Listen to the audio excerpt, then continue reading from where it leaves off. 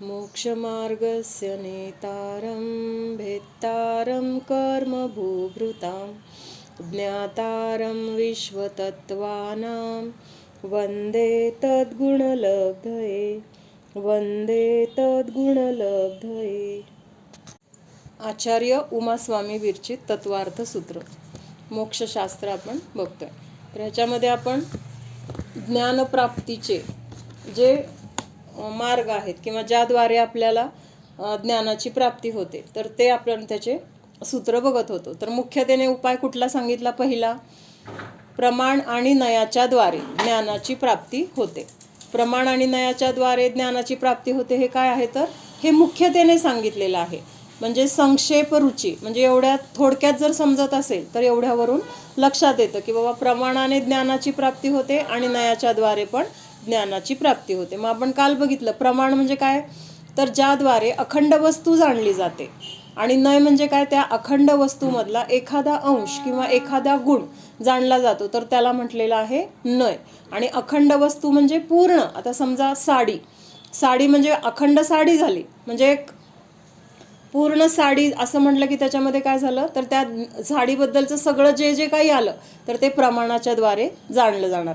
आणि नयामध्ये काय बघणार आपण? त्या साडीचा रंग काय आहे, त्याची किंमत काय आहे, कंपनी कुठली आहे, असं एक एक एक एक अंशाला जाणतो तर ते काय म्हटलेलं आहे? नय। आणि ह्या नयाच्या द्वारे पण आपल्याला त्या वस्तूचं ज्ञानच होते। त्याच्यानंतर पुढच्या सूत्रामध्ये आपण मध्यम रुची म्हणजे थोडंसं आणखीन विस्ताराने बघितलं तर काय म्हटलं होतं? सत, संख्या, क्षेत्र, स्पर्शन, काल, अंतर, भाव आणि अल्पबहुत्व ह्याच्याद्वारे पण आपल्याला त्या वस्तूबद्दलचं ज्ञान होतं। मग हे आपण काल बघितलं होतं। सत म्हणजे ती वस्तू आहे, मग त्या वस्तूची संख्या किती संख्येने ती आहे, कुठल्या क्षेत्रामध्ये आत्ता आहे, किंवा अजून भूतकाळात कुठं होती, भविष्यामध्ये पण कुठं आपल्याला पाहिजे असेल तर कुठं मिळेल, म्हणजे असं जे बघितलं जातं ते स्पर्शनमध्ये आहे। त्याच्यानंतर त्याचा कालावधी, किंवा आत्ता होती ती वस्तू आणि आता संपली तर परत मिळण्यासाठी किती काळ थांबावं लागेल तर ते कशामध्ये येणार? अंतरमध्ये येणार।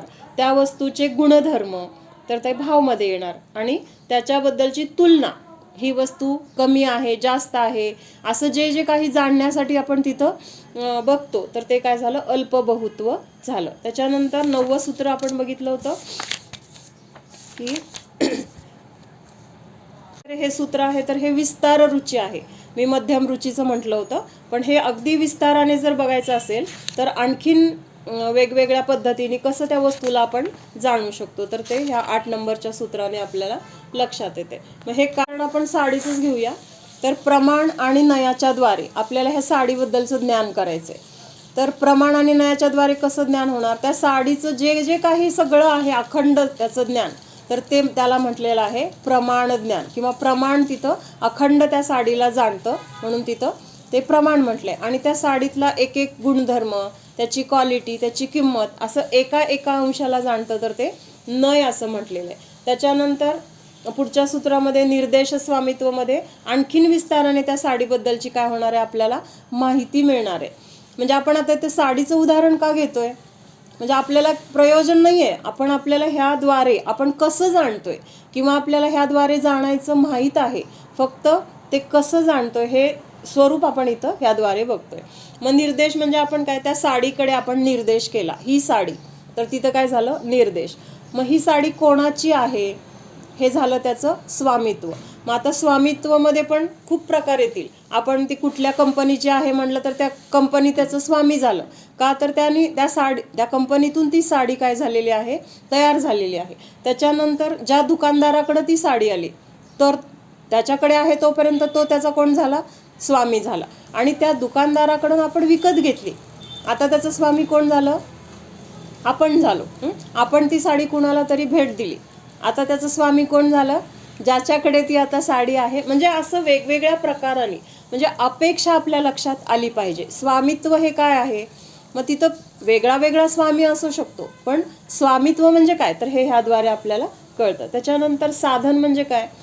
त्या वस्तूचं उत्पत्तीसाठी जे काही वापरलं गेलेलं आहे, मटेरियल असेल किंवा कुठली तरी मशिनरी असेल तर हे सगळं काय झालं? त्याचं साधन झालं।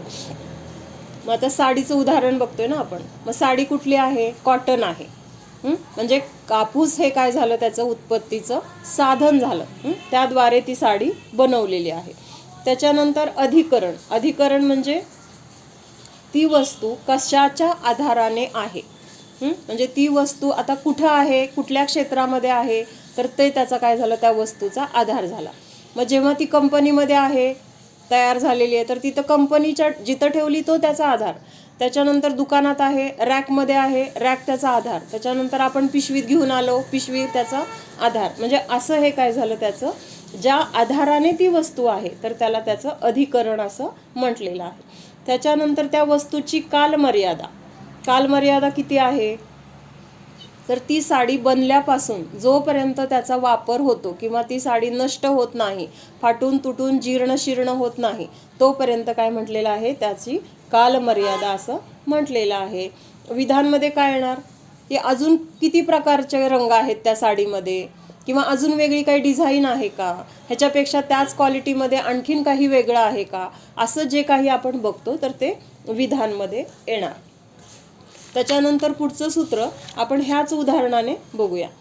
गोष्टी आपण करतोय पण त्याला हे म्हणतात किंवा ते अशा पद्धतीने आपण बघतो हे आपल्याला माहीत नसतं किंवा आपण तसा विचार करत नाही.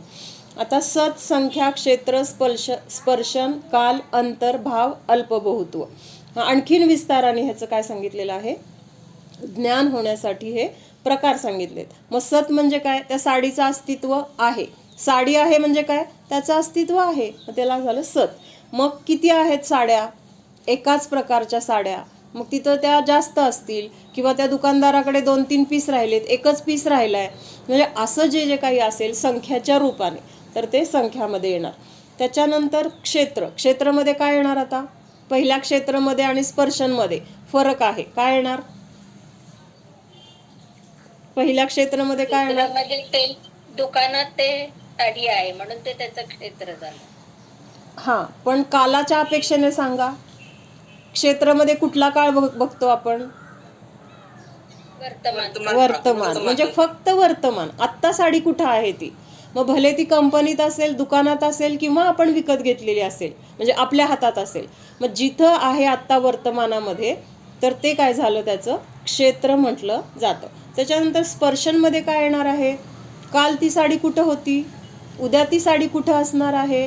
काल दुकानात होती, आज आपण जाऊन आणली आणि उद्या लगेच आपण कुणाला तरी गिफ्ट देऊन टाकले, म्हणजे हे काय झालं, तर त्याचं ठिकाण बदललं की नाही. कालचं ठिकाण दुकान होतं, आजचं आपल्या घरात आहे आणि उद्या ते ज्याला देणार त्याच्या घरात असणार आहे.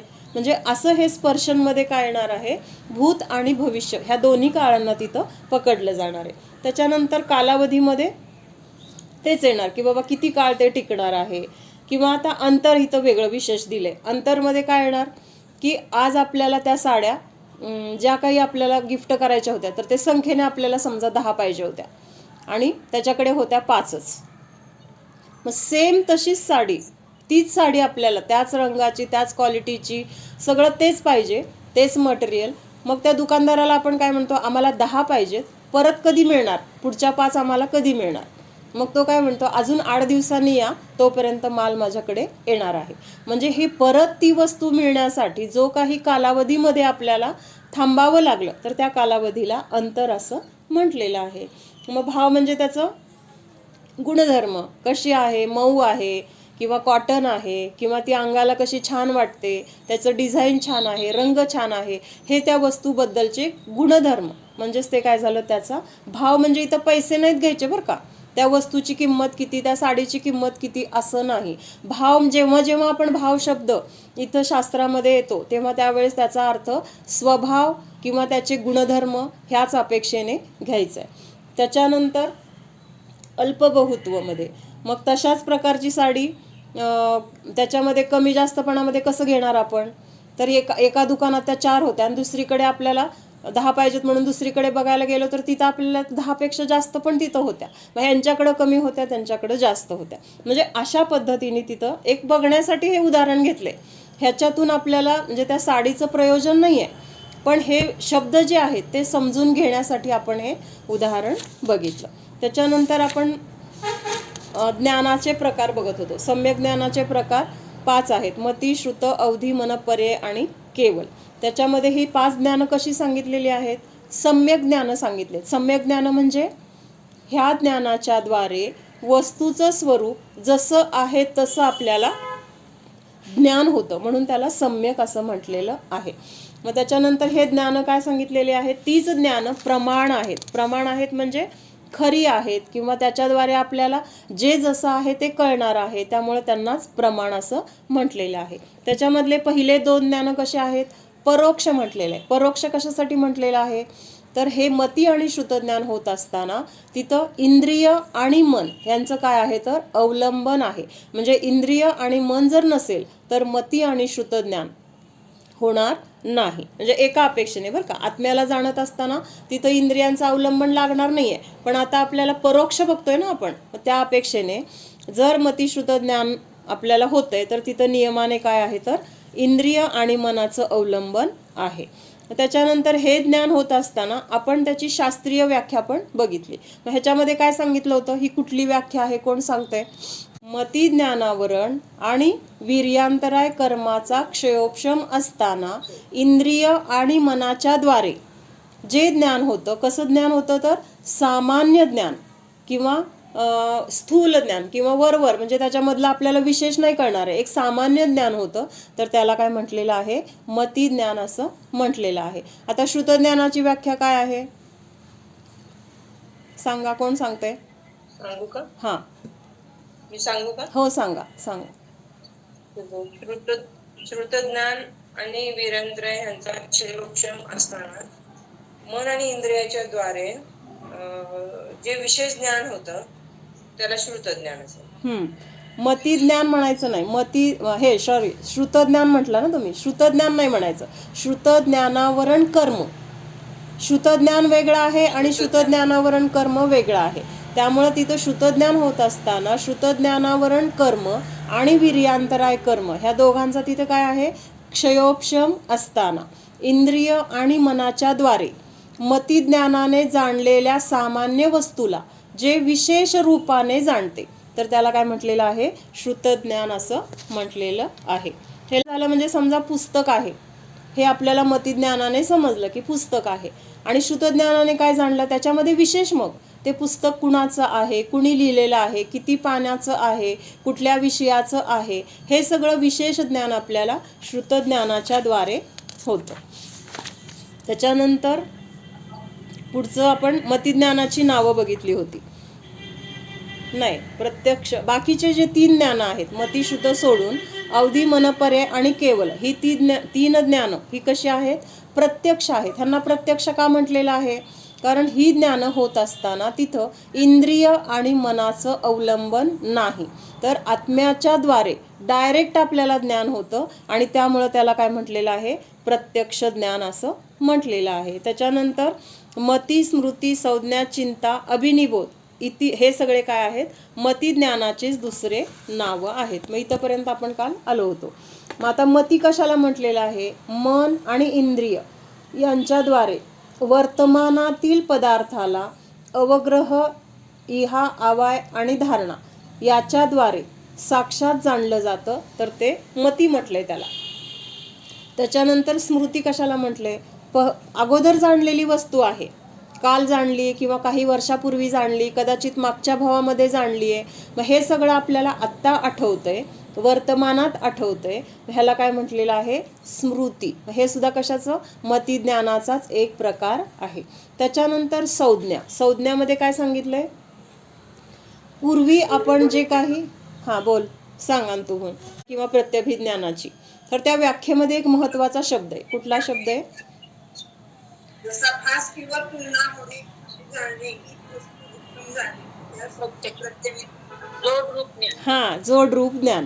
कशाचं जोडलेलं आहे, तर म्हणजे भूतकाळामध्ये आपण जी वस्तू पाहिलेली त्याची स्मृती, आणि आत्ता वर्तमानामध्ये ते प्रत्यक्ष आहे समोर, म्हणजे भूतकाळ आणि वर्तमान अशा दोन्ही मधलं हे जोडलेलं ज्ञान, तर त्याला काय म्हटलेलं आहे, संज्ञा किंवा प्रत्यभिज्ञान असं म्हटलेलं आहे.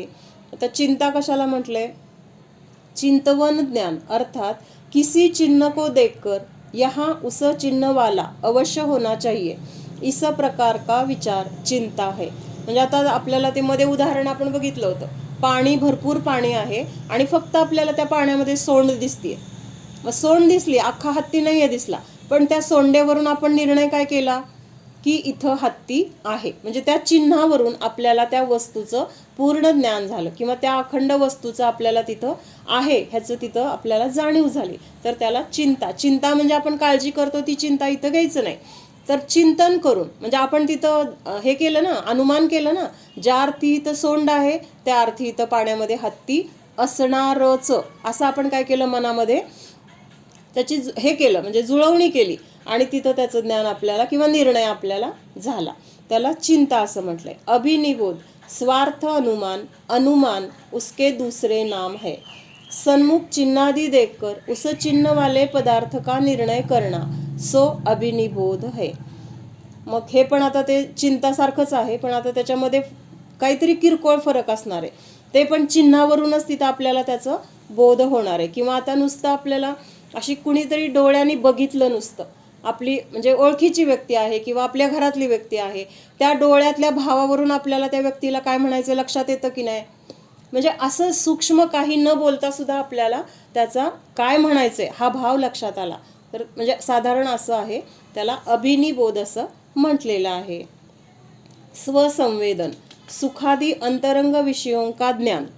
म्हणजे मला काहीतरी इथं वेदना होतीये किंवा मला आता खूप छान वाटतंय, असं आपल्याला अंतरंगातून जी जाणीव होते, तर त्या जाणीवेला काय म्हटलेलं आहे, स्वसंवेदन. संवेदन म्हणजे काय, वेदन म्हणजे जाणणे, स्व म्हणजे स्वतःच स्वतःमध्ये जे जे काही आपल्याला जाणवतंय अनुभवास, तर त्या स्वतःच्या वेदनेला किंवा कुठल्या तरी भावनेला स्वतः जाणणं, तर त्याला काय म्हटलेलं आहे, स्वसंवेदन असं म्हटलेलं आहे. बुद्धि, बोधन मात्रत्व बुद्धि है. बुद्धि, प्रतिभा, प्रज्ञा आदि मति ज्ञान की तारतम्यता सूचक ज्ञान के भेद है. म्हणजे एखाद्या गोष्टीला, म्हणजे आता वर्गामध्ये शिकतात अनेक मुलं आहेत, म्हणजे शिक्षकांनी विषय एक शिकवलाय, सगळ्यांना शिकवलाय, पण शिकत असताना किंवा त्यांनी शिकवलं तरी सगळ्या मुलांनी ते समान ग्रहण केलंय का. सगळ्या मुलांना जसं शिक्षकांनी सांगितलंय परफेक्ट तसं समजलंय का. एखाद्याला अगदी पटकन समजलं असेल, एखाद्याला थोडं समजलं असेल, एखाद्याला काहीच समजलं नसेल. तर अशा प्रकारची जी बुद्धी आहे, तर त्याला काय म्हटलेलं आहे, बुद्धी, प्रतिभा किंवा प्रज्ञा. हे सगळं काय आहे, मतिज्ञानाचे भेद आपण बघितले. त्याच्यानंतर पुढचं सूत्र आहे 14 नंबरचं, मतिज्ञानाच्या उत्पत्तीच्या वेळेला तिथं काय काय हजर आहे. तर मुख्यतेने पहिल्यांदा आपण बहिरंगामधून बघितलं होतं. काय आहे बहिरंगामध्ये, मतिज्ञान होत असताना इंद्रिय आणि मन तिथं कसं आहे, निमित्त रूपाने हजर आहे. म्हणजे मतिज्ञान होत असताना इंद्रिय आणि मन असल्याशिवाय आपल्याला ज्ञान होणार नाही. मग इथं निमित्त का म्हटलंय, की मतिज्ञान होत असताना इंद्रिय आणि मन तिथं निमित्त रूपाने हजर आहे. असं निमित्त का म्हटलेलं आहे, कोण सांगतंय. हे तर ज्ञान आपल्या आत्म्यातून येतंय किंवा आत्म्यामध्ये ज्ञान आहे आणि ते ज्ञान बाहेर पडण्याचं हे इंद्रिय किंवा मन काय आहे, तर माध्यम आहे. इंद्रिय आणि मन यांच्यामध्ये ज्ञान आहे का, ते तर जड आहेत. पुद्गलाचं ते काय आहे, स्कंद रूप आहे. त्यामुळं इंद्रिय आणि मनाच्या द्वारे ज्ञान होतं असं म्हटलं तरी सुद्धा तिथं काय आहे, तो एक उपचार आहे. मुख्यतः काय आहे, ज्ञान जीवामध्ये आहे आणि त्या ज्ञानाच्या द्वारेच आपल्याला ज्ञान होते किंवा ज्ञान जाणते. पण ज्ञान जाणत असताना तिथं इंद्रिय आणि मनाला काय करते, ते आधार रूपाने त्याचा वापर करते. चालण्याची शक्ती कोणामध्ये आहे, वॉकरमध्ये आहे का आपल्या पायामध्ये आहे, कोणामध्ये आहे चालण्याची शक्ती, आपल्यामध्येच आहे. पण ती शक्ती थोडीशी कमी आहे, पण म्हणून तिथं आपण काय करतोय, वॉकरचा किंवा काठीचा आधार घेतोय. पण चालते, काठी चालते का आपण चालतोय, चालतोय तर आपण, चालण्याची शक्ती आपल्यात आहे, चालायचं आपल्याला आहे. पण जोपर्यंत तिथं पायामध्ये तेवढी दृढता किंवा तेवढी शक्ती नाही, तोपर्यंत तिथं आपण त्या काठीचं वगैरे आधार घेतोय. म्हणजे तसं इथं आता ते ज्ञान पूर्ण प्रकट नाही आहे, त्या ज्ञानामध्ये काहीतरी कमतरता आहे, त्याच्यावर काहीतरी कर्माचं आवरण आहे. त्यामुळं ते ज्ञान पूर्णपणे विकसित झालेलं नाही, अल्पज्ञान आहे. मग अशा अल्पज्ञानाला व्यक्त होण्यासाठी तिथं इंद्रिय आणि मनाचं तिथं काय करायला लागतंय, अवलंबन किंवा आधार घ्यावा लागतोय. म्हणून तिथं काय म्हटलेलं आहे, इंद्रिय आणि मन हे फक्त निमित्त आहे, त्या जीवाला चालत असताना त्या व्यक्तीला तिथं निमित्त काय आहे, वॉकर म्हटलेलं आहे. कारण वॉकर चालत नाही तर त्या वॉकरला पकडून आपण चालतोय. तसं हे इंद्रिय जाणत नाहीत किंवा इंद्रियातून आपल्याला ज्ञान होत नाही.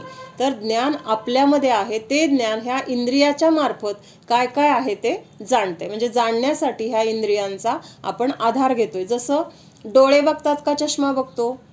कोण बघतं? आपल्या डोळ्याला आपण म्हणतो ना, मला कमी दिसते म्हणून चष्मा लावला, पण त्या चष्म्यातून बघतंय ते कोण? आपण बघतोय. चष्म्याला जर दिसत असतं तर मग जिथं ठेवलंय तिथं त्या चष्म्याला पण ज्ञान व्हायला पाहिजे. चष्म्याला तर ज्ञान होत नाही, कारण चष्म्यामध्ये ज्ञानच नाही. मग आपल्यामध्ये ज्ञान आहे, पण तिथं आपण ह्या बाहेरच्या गोष्टींचं काय करतोय, अवलंबन घेतोय. म्हणून तिथं इंद्रिय आणि मनाला तिथं निमित्त म्हटलेलं आहे. म्हणजे हे फार मोठं आपल्यासाठी एक तत्वज्ञान म्हणा किंवा एक महत्त्वाचा पॉईंट आहे. कारण हे जर आपल्याला लक्षात आलं की इंद्रिय आणि मन हे फक्त निमित्त आहे, तर त्या इंद्रियामध्ये बिघाड झाला किंवा इंद्रिय आता आपल्याला काहीतरी त्रास देत आहे, तर त्यावेळेस आपल्याला तिथं मला आता ह्याच्यातून ज्ञान होणार नाही किंवा हे इंद्रिय माझे खराब झाले किंवा दिसत नाही, ऐकू येत नाही, ह्यामुळे जे दुःख, आकुलता, त्रास होत होता तो त्रास आता आपल्याला होणार नाही. म्हणजे होणार नाही अगदी पूर्ण लगेच बंद होईल असं नाही म्हणायचं, पण कमीत कमी त्यावेळेस आपल्याला हे चिंतन तरी येईल की ज्ञान तर माझ्यामध्ये आहे, त्या ज्ञानाला तर काही अडथळा आलेला, म्हणजे ज्ञानाला तर काय तिथं दुखापत झालेली नाही किंवा ज्ञान तिथं निष्क्रिय झालेलं नाही, इंद्रिय काम करत नाहीत, म्हणून तिथं ज्ञानामध्ये काही कमतरता आलेली नाही. त्यामुळे माझं ज्ञान कसं आहे, शाबूत आहे. इंद्रिय म्हणजे माझी नाहीच आहे, त्याच्यामध्ये ज्ञान नाहीच आहे. त्यामुळे तिथं जरी इंद्रियांच्या द्वारे आपल्याला काही ज्ञान म्हणजे वस्तू नीट जाणता आली नाही किंवा दिसलं नाही, तर तिथं आपल्याला तेवढं दुःख होणार नाही जेवढं आपल्याला अज्ञानामध्ये दुःख होत होतं. पटतंय का? बरं का? फक्त मला तत्वार्थ शिकायचे किंवा त्याचा अर्थ समजून घ्यायचा आहे एवढं त्याच्या मागं आपला हेतू नाही आहे. तर हे समजून घेऊन मला माझ्या जीवनामध्ये ते लागू करायचे, मला त्याचा उपयोग माझ्या सुखासाठी झाला पाहिजे, ह्या दृष्टीने आपल्याला शिकायचे. मग ही तत्व जी आहेत ना, छोटी छोटी वाटतात आपल्याला, पण अख्खं आपलं आयुष्य ह्याच्यामुळे बदलून जातं. अख्खं आपलं दुःख ह्याच्यामुळं नष्ट होणार आहे, हा विश्वास, आणि त्या विश्वासाने आपल्याला ते बघायचे. त्याच्यानंतर मतिज्ञानाचे आपण भेद बघितले होते. भेद म्हणजे ज्या क्रमाने, ज्या पायऱ्याने हे मतिज्ञान होतं. तर मतिज्ञान होत असताना कुठले कुठले भेद मध्ये क्रम सांगितलेला आहे? अवग्रह, इहा, आवाय आणि धारणा, हे 4 टप्पे आहेत. पहिल्यांदा होणार तर अवग्रह, नंतर इहा, नंतर आवाय आणि धारणा. अगोदर धारणा झाली, नंतर अवग्रह झालं, नंतर इहा झालं, असा त्याचा क्रम उलटा सुलटा होणार नाही. झालं तर ह्याच क्रमाने होणार, अवग्रह, इहा, आवाय आणि धारणा. आता ह्या 4 गोष्टींचं प्रत्येकाने एक एक सांगा. अवग्रह कशाला म्हणायचं, इहा कशाला म्हणायचं, कोण सांगतंय? विशेष म्हणजे अस्तित्वाची जाणीव होते त्याला अवग्रह म्हणायचे. म्हणजे वस्तूचे दर्शन होते. फक्त वस्तू आहे एवढं तिथं काहीतरी आपल्याला म्हणजे आहे असं सामान्यपणे जाणलं, त्याला अवग्रह म्हटलं. इहा कशाला म्हटलं, नेहा? त्या वस्तूबद्दल आपल्याला जिज्ञासा व्यक्त होणे की ती वस्तू काय आहे नेमकी. म्हणजे काय आहे हे, अशी जी उत्सुकता, जिज्ञासा, तर त्याला काय म्हटले, इहा. त्याच्यानंतर आवाय कशाला म्हटलेला आहे? आवाय प्रियांका भाभी. आवाय म्हणजे प्राजक्त. इहा ज्ञानाने जाणलेल्या पदार्थाचे विशेष चिन्हाद्वारे वस्तूची माहिती होणे, म्हणजे ती आहे तिथं. जर बघायचं वर जर बघायचं जात असते तर बघायचं हवा चाललाय, आपल्याला माहित होतं की बघाय आहेत. शब्द महत्वाचा आहे, तिथं निर्णय झाला. आवाय मध्ये काय झालंय, निर्णय झालाय. आणि धारणामध्ये काय होणार आहे? धारणामध्ये लक्षात राहणार आपल्याला, म्हणजे काही काळानंतर ती वस्तू आपल्याला दिसल्यानंतर हीच ती वस्तू असं आपल्याला तिथं न विसरणे. बरोबर, पक्क झालेलं आहे. की म्हणजे थोड्या दिवसांनी ती वस्तू आपल्याला दिसली तर आपल्याला लगेच त्या गोष्टीचं हीच ती वस्तू आहे असं पक्क तिथं आठवणे, किंवा ह्याला काय म्हटलेलं आहे, धारणा. अवग्रह, इहा, आवाय आणि धारणा ह्याच्याद्वारे फक्त काय झालंय, आपल्याला मतिज्ञान झालंय. मतिज्ञान म्हणजे सामान्य जाणलंय, ह्याच्यामध्ये आपण अजून विशेषात गेलेलो नाही. आपण काय जाणलंय की हा फक्त थवा आहे एवढंच जाणलंय, किंवा बगळा आहे एवढंच जाणलंय मतिज्ञानाने. मग श्रुतज्ञानामध्ये काय जाणणार आपण, की किती आहेत ते संख्येने, किंवा कसे वर उंच उंच उडतायत, किंवा अजून काय आहेत तर लहान आहेत, मोठे आहेत, कुठल्या दिशेला चाललेत, म्हणजे असं सगळं विशेष आपल्याला जेव्हा कळणार तर त्याला श्रुतज्ञान असं म्हटलेलं आहे. त्याच्यानंतर ह्या अवग्रह, ह्या आवाय आणि धारणा ह्याच्याद्वारे आपण पदार्थांना जाणतो. तेव्हा कसं जाणतो? मग तो पदार्थ बहुविध, क्षिप्र अक्षिप्र, निसृत आणि अनिसृत, उक्त अनुक्त, ध्रुव अध्रुव, म्हणजे असं ह्या पद्धतीने आपण त्या पदार्थाला जाणतो. आता बहु आणि बहुच्या उलट काय येणार आहे? एक. म्हणजे एक आणि अनेक आपण म्हणतो ना तसं. हां, मग काय तिथं म्हटलेलं आहे की आता बहुमध्ये काय येणार की गहू समजा उदाहरण आपण घेतलं तर गव्हाचं तिथं काय आहे? ढीग आहे किंवा रास आहे. म्हणजे तिथं गहू आहेत ते किती आहेत? संख्येने अनेक आहेत, म्हणून तिथं काय म्हटलं? बहु असं म्हटलेलं आहे. आणि एकमध्ये काय येणार? त्याच्यातलं थोडंसं गहू आहेत, किंवा एकच गव्हाचा दाणा आहे, किंवा 4च दाणे आहेत, म्हणजे असं खूप होते त्या मानाने तिथं एकमध्ये कमी असं जाणणं. तर ते बहु आणि एक असं एकमेकाच्या विरुद्ध. म्हणजे सेतराणम शब्द आहे त्या सूत्रामध्ये. सेतराणम शब्दाचा अर्थ होतो की पहिल्यांदा हे 6 सांगितले: बहु, बहुविध, क्षिप्र, निसृत, अनुक्त आणि ध्रुव. मग ह्याच्या उलट असे प्रत्येक घ्यायचेत, म्हणून तिथं सेतराणाम, स इतर म्हणजे काय? त्याच्या उलट. म्हणजे आता बहु असेल तर एक घ्यायचे, बहुविध असेल एकविध घ्यायचे, क्षिप्र असेल अक्षिप्र घ्यायचे, अनिसृत असेल निसृत घ्यायचे. म्हणजे असं तिथं जे शब्द दिलेत तर त्याच्या उलट शब्द त्याला तिथं सेतराणाम हा शब्द आलेला आहे. त्याच्यानंतर बहुविध म्हणजे आता गहू आहे, मग वेगवेगळ्या प्रकारचे गहू आहेत. कुठल्या कंपनीचा आहे, किंवा कुठला लोकवन आहे, किंवा अजून कुठल्या पंजाबचा आहे, असे वेगळ्या वेगळ्या प्रकारचे तिथं गहू, म्हणजे त्याला बहुविध असं म्हटलेलं आहे. एकविध म्हणजे काय? फक्त लोकवनच एक बघतोय आपण, एक लोकवनच आपण आणला किंवा तोच आपल्याला पाहिजे, मग तिथं आपण त्याला एकविध म्हणणार. त्याच्यानंतर क्षिप्रमध्ये काय होणार? ती वस्तू समोर दिसलं, आता गहू बघितला, हा लोकवनच आहे, तिथं विचार करावा लागला नाही की आपण माग आणला होता तो असाच होता का, तेवढाच मोठा होता का, किंवा त्याच्या दशम्या अशाच होत होत्या का.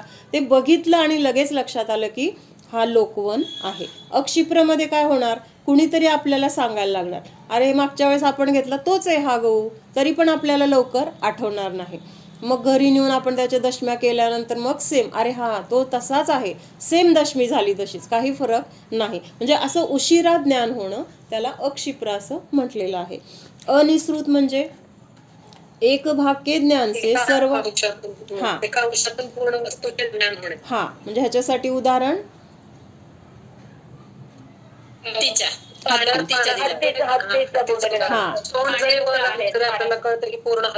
हत्ती आहे, बरोबर.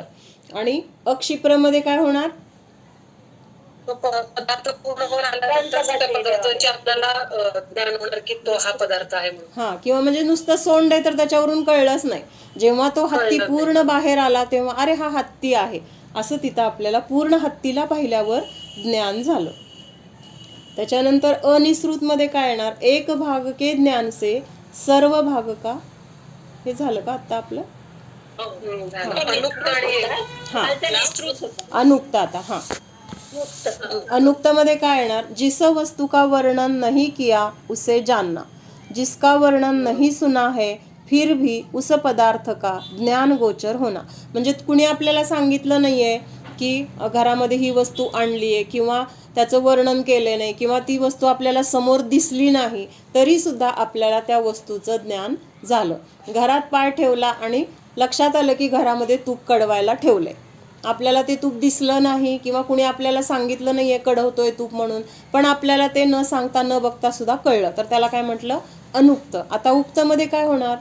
ते सांगितल्यानंतर कळणार. आपण घरात आलो, आपल्याला कळलंच नाही, मग सांगितलं जरा तिथं तूप ठेवलंय, जाऊन तिथं समोर उभार, नाहीतर ते जळल, लक्ष दे, असं सांगितल्यावर कळलं, मग तिथं काय झालं? उक्त झालं. ध्रुव, बहुत समय तक जैसे का तैसा ज्ञान बना रहना, अर्थात दृढतावाला ज्ञान. म्हणजे थोडक्यात आपण ह्याला काय म्हटलं होतं? धारणावालं ज्ञान. पूर्वी कधीतरी ती गोष्ट बघितली आणि ती पक्की लक्षात राहिली, त्याला ध्रुव म्हटलं. आणि अध्रुवमध्ये काय येणार? विसरून गेलो ती गोष्ट, तर त्याला अध्रुव अस्थिर असं. ज्ञान. हा, अस्थिर ज्ञान किंवा कमी जास्त ज्ञान. परत परत आपण त्याचं रट्टा ज्ञानाची मारल्यानंतर हिंता. लक्षात राहतंय आणि वाचायचं किंवा म्हणायचं सोडलं की ते विसरलं जातंय. म्हणजे असं काय होतंय तिथं? कमी जास्तपणा होतोय किंवा विसर पडतोय, असं तिथं अध्रुवमध्ये आहे. त्याच्यानंतर पान नंबर आहे 58. यह सब भेद सम्यक मति ज्ञान के है. जिसे सम्यक ज्ञान हो जाता है वह जानता है कि आत्मा वास्तव में अपने ज्ञान की पर्यायों को जानता है और पर तो उस ज्ञान का निमित्त मात्र है. म्हणजे आपल्या ज्ञानामध्ये जे काही झळकले, त्या झळकलेल्या पदार्थाला म्हणजेच आपण आपल्या ज्ञानाला जाणतोय आणि त्यावेळेस बाहेर जे काही आहे तर ते फक्त तिथं निमित्त मात्र आहे. पर को जाना ऐसा कहना सो व्यवहार है. यदि परमार्थ दृष्टि से कहा जाए कि आत्मा पर को जानता है सो मिथ्या है, क्योंकि ऐसा होने पर आत्मा और पर, ज्ञान और ज्ञेय दोनों एक ही हो जाएंगे, क्योंकि जिसका जो होता है वह वही होता है. हे आपलं झालेलं आहे. म्हणजे मी दुसऱ्याला जाणलं असं म्हणलं तर त्याला मिथ्या म्हटलंय. का मिथ्या म्हटलंय? कारण मी दुसऱ्याला नाही जाणलं, मी माझ्या ज्ञानामध्ये त्या व्यक्तीचं जे काही प्रतिबिंब पडलंय तर त्या ज्ञानामधल्या प्रतिबिंबाला जाणलंय. मग ज्ञानामध्ये प्रतिबिंब पडलंय म्हणजे ते आपल्या ज्ञानामध्ये घुसली का ती वस्तू किंवा ती व्यक्ती? नाही, तर तिथं फक्त त्याचं प्रतिबिंब पडलंय. म्हणजेच ते ज्ञानाचं काय आहे तर ज्ञानाचं ते एक म्हणजे विशेषता आहे की ते ज्ञान आपल्या संयोगामध्ये असलेल्या गोष्टींना आपल्या ज्ञानामध्ये झळकवते किंवा ती शक्ती ज्ञानामध्ये आहे. जसं आरशामध्ये आपण समोर उभारलो तर आपण आरशामध्ये प्रवेश करतो का? आपण तर बाहेर आहोत, पण आपलं प्रतिबिंब आरशामध्ये जसं दिसतंय तसं आता इथं आपल्याला ज्या काही गोष्टी आपण वाटतोय हे बाहेरचं बघितलं, ते बघितलं, पण ते बाहेरच्या गोष्टींना आपण बघत नाहीये, तर त्या सगळ्या गोष्टींचं प्रतिबिंब आपल्या ज्ञानामध्ये झळकले आणि त्या झळकलेल्या ज्ञानाला आपण काय करतोय? जाणतोय. म्हणजे आपण जाणलंय कुणाला? आपल्या ज्ञानाला जाणलंय. पण ही काय असं म्हणणं किंवा मी हे बघितलं, ते बघितलं असं जे काही बोलणं आहे तर त्याला काय म्हटलेलं आहे? उपचार म्हटलंय. पण तसंच जर मानलं, बोलताना तर हे बोललं जाणार आहे, पण अंतरंगातून मान्यता काय पाहिजे? की मी माझ्या ज्ञानाच्या द्वारे जाणले, मी परपदार्थाला असं बाहेर जाणलेलं नाहीये, बाहेरच्या गोष्टींना मी डायरेक्ट असं जाणतोय असं नाही, तर ते प्रतिबिंब ज्ञानात झळकले, त्या प्रतिबिंबाला मी जाणलेलं आहे. म्हणून जर नुसतं असं मानलं की मी परद्रव्याला मी जाणलं, नुसतं जर एवढंच म्हणलं तर ते काय आहे? मिथ्या होईल. जर आपण त्याचं अंतरंग कारण आपण जर जाणलं नाही, ज्ञानाच्या द्वारे जाणले हे जर आपण स्वीकारलं नाही किंवा तसा आपल्याला जर आपला विश्वास नसेल तर तिथं काय आहे? त्याला मिथ्या ज्ञान असं म्हटलेलं आहे. कारण का असं म्हटलेलं आहे? आत्मा पर को जानता है सो मिथ्या है, क्योंकि असं म्हणणं जर असं मानलं आणि तसं म्हणलं तर ते मिथ्या. का बरं? ऐसा होने पर आत्मा और पर, ज्ञान और ज्ञेय दोनों एक हो जाएंगे. म्हणजे ज्या वस्तूला आपण जाणलंय तर ती वस्तू पण आपल्यामध्ये प्रवेश करणार. म्हणजेच जीव, ज्ञान आणि ती वस्तू सगळं काय होणार? एकरूप होऊन जाणार. असं तर होत नाही. म्हणजेच आपण काय करतोय? फक्त आपल्या ज्ञानाच्या द्वारे ज्ञानामध्ये झळकलेल्या पदार्थांना जाणतोय. अनुक्त विषय श्रोत्र ज्ञान का विषय कैसे संभव है. आता अनुक्तमध्ये काय घेतलं होतं? ज्या वस्तूचं वर्णन केलं नाही किंवा जी वस्तू आपण बघितली नाही तरी पण आपल्याला त्या गोष्टीचं ज्ञान झालं, त्याला काय म्हटलंय? अनुक्त असं म्हटलंय. मग हा अनुक्त हा विषय श्रोत्र ज्ञान का विषय कैसे संभव है, त्याचं उत्तर सांगितलंय. श्रोत्र ज्ञान में अनुक्त अर्थ, अनुक्त का अर्थ ईशत, थोडा करना चाहिए. म्हणजे अनुक्तचा अर्थ काय घ्यायचा इथं? अगदी किंचित किंवा थोडंसं, तर त्याला अनुक्त असं म्हटलं जातं. और उक्त का अर्थ विस्तार से लक्षणादि के द्वारा वर्णन किया है ऐसा करना चाहिए. मग अनुक्तमध्ये आपण बघितलं होतं ना, तूप कडवायला ठेवलंय न सांगता आपल्याला लक्षात आलं. आणि उक्तमध्ये काय, ते सांगितलं तिथं बाबा ठेवलंय, आत्ताच ठेवलंय किंवा उशीर झालाय, होत आलंय, जे जे काही असेल तर तिथं सांगणं हे काय आहे, उक्तमध्ये विस्ताराने कथन करून सांगितलं तर ते उक्त ज्ञान असं म्हटलंय. मग आता इथं त्यांचा प्रश्न काय आहे, जिसके नाम मात्र के सुनते ही जीव को विशद विस्तार रूप ज्ञान हो जाए तो उस जीव को अनुक्त ज्ञान ही हुआ है ऐसा कहना चाहिए. इसी प्रकार अन्य इंद्रियों के द्वारा अनुक्त का ज्ञान होता है ऐसा समझना चाहिए. आणि अनुक्त मध्ये ठीक आहे, मग नाही कळणार तुम्हाला, हे होईल, असं अवघड वाटेल. ठीक आहे, आता तरी पण थोडक्यात बघूया. अनुक्तमध्ये आपण बघितलं होतं की काहीही न बोलता किंवा त्या वस्तूला न बघता आपल्याला ज्ञान झालं तर त्याला अनुक्त म्हटलंय. मग इथं त्यांचा प्रश्न काय आहे की असा अनुक्त जो विषय आहे तर तो श्रोत्र ज्ञान का विषय कैसे, श्रोत्र म्हणजे कर्णेंद्रियाचा विषय कसा होतोय. जर आपल्याला तिथं कुणी काही सांगितलंच नाही किंवा आपल्याला ती वस्तू दिसलीच नाही तर आपल्याला तिथं ते अनुक्त विषय कर्णेंद्रियाचा कसा आहे असं त्यांचा प्रश्न आहे. मग त्यांनी उत्तर काय सांगितलंय, अनुक्त का अर्थ ईशत करना चाहिए, म्हणजे थोडंसं असं आहे. आणि उक्तचा अर्थ विस्ताराने कथन असं आहे. जिससे नाम मात्र के सुनते ही जीव को विशद विस्तार रूप ज्ञान हो जाए तो उस जीव को अनुक्त ज्ञान ही हुआ ऐसा समझना चाहिए. म्हणजे थोडंसं कुणी थोडंसं जरी सांगितलं. अनुक्तमध्ये आपण काय बघितलं की आपल्याला न सांगता आणि न बघता त्या गोष्टीचं ज्ञान झालं. आणि उक्तमध्ये त्या गोष्टीबद्दल आपल्याला सांगितलं किंवा ती गोष्ट प्रत्यक्ष बघितल्यानंतर ज्ञान झालं. मग त्यांचा प्रश्न आहे की असा हा अनुक्त जो विषय आहे, न सांगता आणि न बघता आपल्याला त्याचं ज्ञान होतंय, हे कसं शक्य आहे, असं तिथं त्यांचा प्रश्न आहे. मग त्यांनी काय सांगितलंय की जिसके नाम मात्र के सुनते ही जीव को विशद विस्तार रूप ज्ञान हो जाए तो उस जीव को अनुक्त ज्ञान ही हुआ है ऐसा कहना चाहिए. इस प्रकार अन्य इंद्रियों के द्वारा अनुक्त का ज्ञान होता है ऐसा समझना चाहिए. म्हणजे एखादा शब्द फक्त आपण तिथं बोललो, म्हणजे आता आपण काय बघितलं होतं की अजिबात ती वस्तू बघितली नाही किंवा काही कुणी बोललं नाही तर अनुक्त. पण तिथं आता विस्तारामध्ये त्यांनी काय सांगितले, समजा त्याच्याबद्दल एक शब्द बोललो तर त्या शब्दावरून पण आपल्याला त्याचं सगळं ज्ञान होणार तर ते सुद्धा अनुक्तमध्येच येणार. म्हणजे तिथं फक्त हिंट दिली काहीतरी तरी सुद्धा आपल्याला ते समजलं तर तिथं काय आहे, अनुक्तमध्ये येणार असं सांगितले. हा, नेत्र ज्ञान मग ते अनुक्त ज्ञान. पण मग तिथं व्हायला पाहिजे ना, आपण ते क्षिप्र ज्ञान या पटकन जाणतो ती वस्तू. इथं आता उक्त आणि अनुक्तचा विषय चाललाय ना, उक्त आणि अनुक्तचा चाललाय.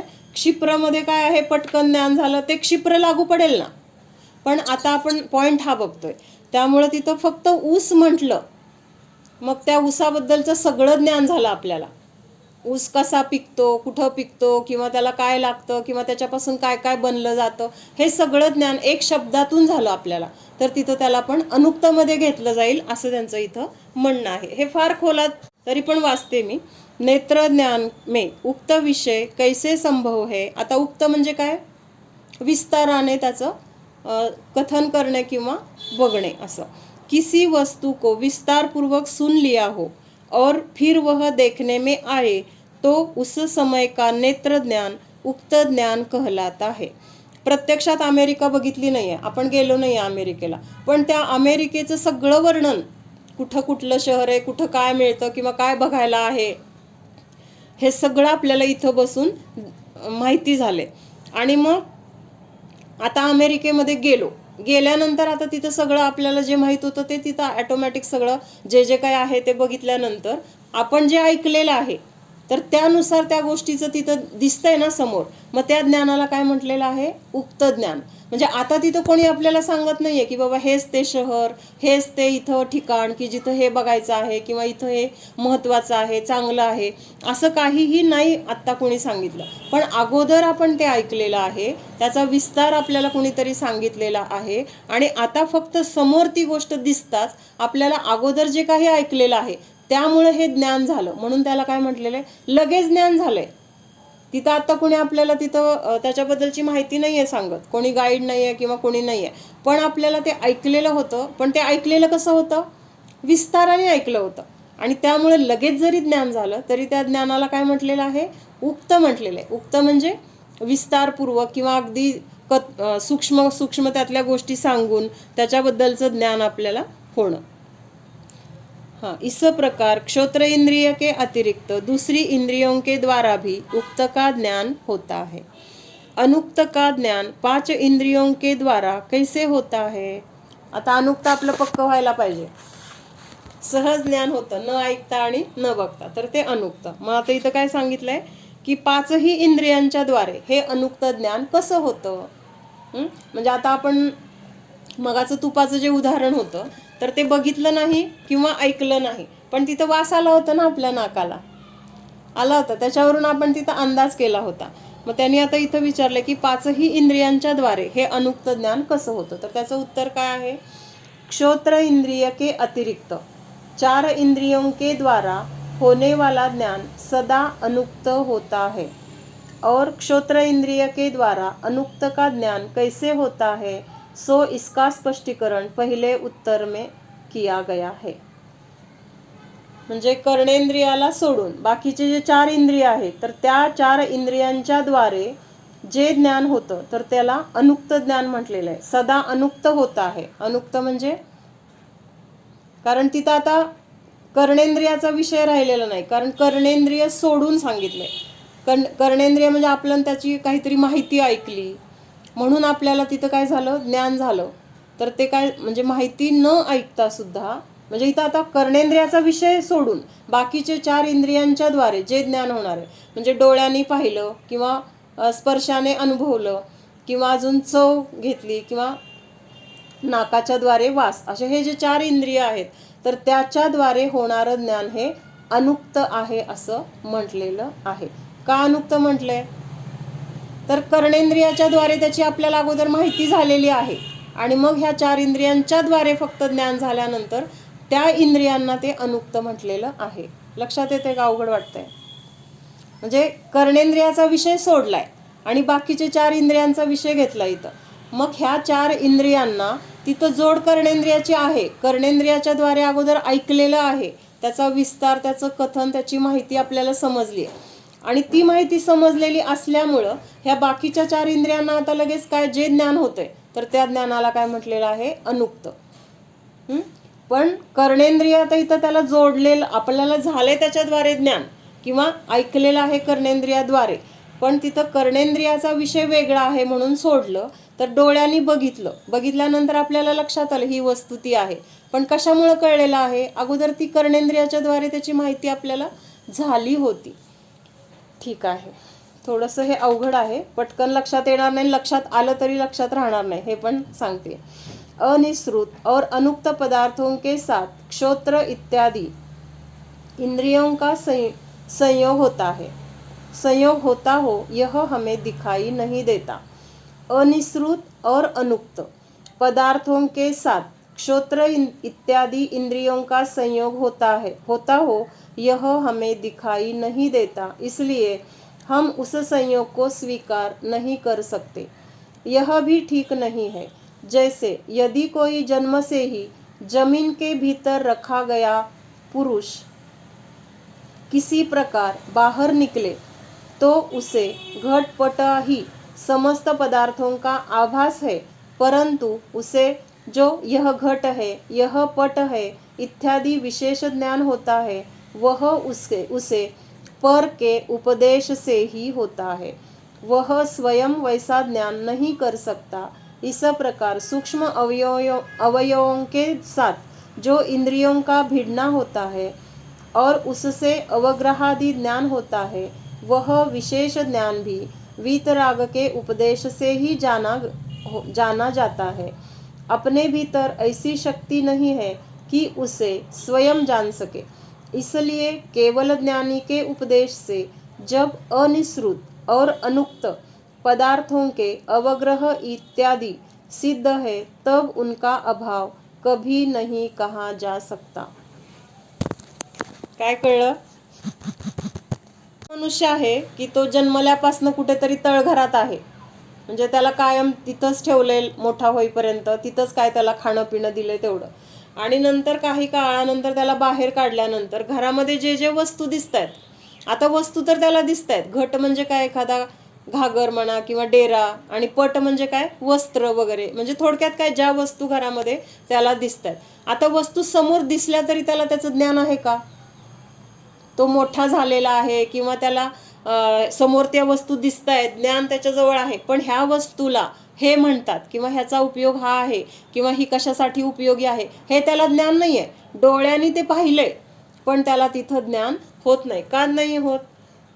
तर त्याच्या वस्तूबद्दलची माहिती त्याला नाही आहे. वस्तूला लहानपणापासून त्याने अनुभवलेलं नाही किंवा त्याच्याबद्दल त्याचा वापर नसल्यामुळं किंवा त्याला काय म्हणतात, त्याचं काय केलं हे कधीच त्याला अनुभवत नसल्यामुळं समोर दिसलं तरी त्याला त्याचं ज्ञान होणार नाही, असं त्यांचं म्हणणं आहे. म्हणजे अनिश्रुत आणि अनुक्त पदार्थ, क्षोत्र इत्यादि इंद्रियों का संयोग होता हो, यह हमें दिखाई नहीं देता. आहे ना, जाणण्यासाठी निमित्त आहेच की. निमित्ताची किंवा इंद्रिय आपल्याला का मिळालेत किंवा आता आपल्याला त्या इंद्रियांची गरज का आहे? गरज पडली, बरोबर आहे, गरज पडणार की. आता आपल्याला चालायचंय म्हणल्यावर पायाची गरज आहे, बघायचंय म्हणजे डोळ्याची गरज आहे, हे सगळं आहे की. पण त्याच्यामुळंच मला ज्ञान होतंय किंवा त्याच्याशिवाय मला ज्ञानच होणार नाही, असं जर आपली मान्यता असेल तर ती मान्यता चुकीची आहे. एवढं फक्त आपल्याला समजून घ्यायचं. हे अवलंबन तर आपल्याला राहणार आहे, घ्यावं लागणार आहे. कधीपर्यंत घ्यावं लागणार आहे? जोपर्यंत आपल्याला केवल ज्ञान होत नाही तोपर्यंत हे इंद्रिय. पराचं ज्ञान घेण्यासाठी इंद्रियांचं अवलंबन घ्यायचंच आहे, म्हणून त्या व्यक्तीला घट आणि पट आहे ना, असं आहे ना. हा, घट आणि पटाचं ज्ञान घेण्यासाठी त्याला इंद्रियांची आवश्यकता लागली. हा, बरोबर आहे. हा, म्हणून त्याला म्हणजे त्या म्हणतायत ना, का म्हणून इंद्रियांची आवश्यकता घ्यावीच लागली, तर बरोबर आहे, कारण पराचं ज्ञान त्याला हवंय ना, परवस्तूंचं ज्ञानासाठी. बरोबर आहे. म्हणजे आता आपल्याला इंद्रियांची आवश्यकता लागली. जर आत्माचं ज्ञान घ्यायचं असेल तर त्याला ती इंद्रिय आणि मनाची गरज राहणार नाही. बरोबर. म्हणजे आत्ताच्या आपल्या अवस्थेमध्ये किंवा आत्ताच्या पर्यायामध्ये आपल्याला केवल ज्ञान नाही किंवा आपलं ज्ञान अल्प आहे आणि त्या ज्ञानाला ह्या इंद्रियांचं किंवा मनाचं अवलंबन आधार रूपाने घ्यावं लागणार आहे. पण ते आधारच माझा सर्वस्व आहे किंवा त्या आधाराशिवाय माझं चालणारच नाही, ही मान्यता आपल्याला खोडायची. कळलं का? माझं स्वतंत्र अस्तित्व असं आहे किंवा इतकी माझ्यामध्ये शक्ती आहे की एक दिवस मला ह्या इंद्रियांचं अवलंबन सोडल्यानंतर सुद्धा संपूर्ण ज्ञान होणार आहे, हा विश्वास आत्ता आपल्याला ह्या पर्यायामध्ये पाहिजे. म्हणून तिथं महत्वाचं मगाशी हे सांगितलं की मी इंद्रिय आणि मन निमित्त रूपाने आहे हे समजून आपल्याला काय फायदा आहे. नाहीतर मग आता आपल्याला असंच वाटणार की मग डोळे नसले तर कसं चालणार, मग कान नसलं तर कसं ऐकू येणार, त्याच्याशिवाय चालतंय का, व्यवहार कसं करणार, ह्या गोष्टी व्यवहारामध्ये व्यवहार रूपानेच बघायच्यात. जीवाला ह्या इंद्रियांची किंवा मनाची जर गरज आहेच असं जर आपली मान्यता राहिली तर आपल्याला ही इंद्रिय कधीच नष्ट करू शकणार नाही आपण, किंवा इंद्रियांच्या तावडीतून आपण सुटलेच जाणार नाही. कायम परत परत आपल्याला इंद्रिय मिळत राहणार. कारण मान्यता काय आहे? बघायचंय म्हणजे इंद्रियांची मला गरजच आहे, इंद्रियांशिवाय मी कसं जाणणार बाहेरचं सगळं. पण आज केवली भगवान किंवा सिद्ध भगवान कसं जाणतायत? आपल्यापेक्षा उत्कृष्ट प्रत्यक्ष अगदी म्हणजे भूत भविष्य वर्तमान सगळं स्पष्ट जाणतायत. मग त्यांना कुठलं इंद्रिय लागतंय? ते स्वला पण जाणतायत, पराला पण जाणतायत. इंद्रिय आणि मनाच्या शिवाय जाणतायत, परोक्ष नाही प्रत्यक्ष जाणतायत. म्हणजेच तिथं काय आहे? आपल्यामध्ये ती शक्ती आहे एक दिवस त्या वॉकरनी चालता चालता चालता आपल्या पायामध्ये शक्ती आली. आता आपण ते वॉकर काय करतो, नाही नाही असू दे, त्याच्याशिवाय कसं मी चालणार, म्हणून त्याला धरून बसतो का आपण. उलट ते आता आपल्याला अडचण वाटते, कारण आता आपण सहज चालू शकतोय, आहे की नाही. तसं आत्ता आपल्याला ह्या अवस्थेमध्ये जरी इंद्रिय किंवा मन, शरीर हे सगळ्या गोष्टींची आत्ता आपल्याला व्यवहार चालण्यासाठी गरज आहे वगैरे, किंवा त्याद्वारे आपण व्यवहार करणार, सगळं बरोबर आहे. पण त्याच्यामुळं माझं अस्तित्व आहे, त्याच्यामुळं मला ज्ञान मिळतंय, त्याच्याशिवाय मला सुख मिळणार नाही, ते पाहिजेच मला, अशी मान्यता आपल्याला सोडायची. ही मान्यता सुटली ना, मग हे इंद्रिय सुटणार आहेत, मन सुटणार आहे, आपलं ज्ञान विकसित होणार आहे, केवळ ज्ञान होणार आहे. आणि ते होण्यासाठी मान्यता आपल्याला आत्ता करायची आहे म्हणजे जे आहे ते स्वीकारायचे.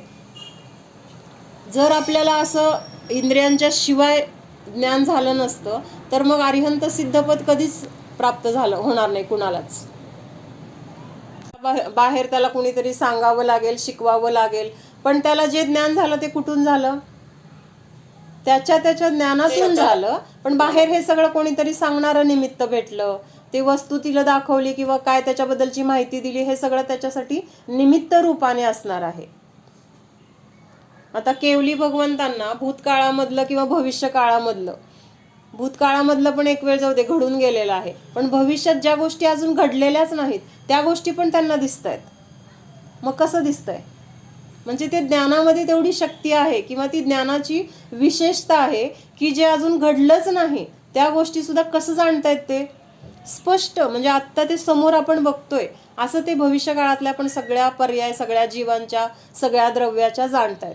म्हणजेच तिथं आता त्यांना कुठलं इंद्रिय, मन आहे का, शरीर आहे का, काही अरिहंतांना आहे, पण तिथं त्यांना इंद्रियांचं अवलंबन घेत नाहीयेत. ते कशाच्या द्वारे जाणतायत, ते ज्ञानाच्या द्वारे जाणतायत. ते इंद्रिय त्यांना फक्त काय आहेत, उपचार म्हणून, शरीर आहे म्हणून इंद्रिय आहे असं म्हटलं जाईल, पण तिथं त्या इंद्रियांचं अवलंबन नाहीये, तिथं ज्ञानाच्या द्वारे सगळं त्यांचं चाललेलं आहे. एक मिनिट हा. व्यवहार आणि निश्चय ह्या दोन गोष्टी वेगळ्या आहेत. व्यवहार हा निश्चयाला धरून असला पाहिजे. मग व्यवहारात आपण म्हणणार मी खाल्लं, मी पिलं, मला दुखलं, माझं हे झालं, माझं ते झालं, माझं हे आहे, माझं हे नाही, ही मुलं माझे, सगळं आपण म्हणणार. पण हे बोलताना कसं व्यवहार चालण्यासाठी म्हणून आहे, पण ते तसंच जर आपण मानलं तर तिथं काय आहे, मग ते मिथ्यात्व आहे किंवा ते मिथ्या ज्ञान आहे, त्यानुसार वागणं हे मिथ्या चारित्र आहे.